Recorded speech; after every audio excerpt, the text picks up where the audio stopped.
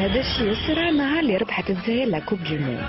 فرحت الناس، غنت، زغرتت، حتى ما بقات فيهم فرصه. بيناتنا الحاله كانت شويه فوكاليبتيك، حاجه ما عادت ولات للعاده. الاقتصاد تغير في البلاد وما بقى فيه لا بيع ولا شراء، تبسيمه ولا تكفي باش تقضي حاجياتك يا خويا. بيجامون الشيء هذا ادى باش الدينار تزيد يتجاوز لو دولار، لورو، اي ميم لو ين في لابورس دو نيويورك. باغ كونسيكون ولات الدخله للجزائر بالفيزا للعالم اجمع، الا لي سكان المغرب اللي وقفوا معانا ربي يحمر لهم وجههم. حتى زيدان وبولي طلبوا لا ريزيدانس في الجزائر، قالوا حبينا نكملوا ايامنا في بلاد الفوت. وي كم كوا الدنيا تدور.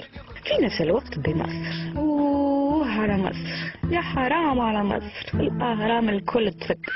وعلاش؟ انا نقول لكم علاش. La performance des Algériens tout au long des matchs était tellement extraordinaire que نطقت لو سفنكس وبكات والمسكين ولا يعيط ويعيط ويعيط. نعاودو نقولوا للجزائر on était bien obligé de mettre Louis Ziani sous haute surveillance et même très rapproché. نسيت ما قلت لكمش على سعدان. Il a été nommé président de l'ONU. قالك الحل السلم في العالم بين يديه هو. فوالا هذا هو اللي صرا نهار اللي ربحنا لا كوب دي موند. هذا في خيالي الواسع. من لهذاك النهار افتح البيبان يا مانديلا، رانا جايين.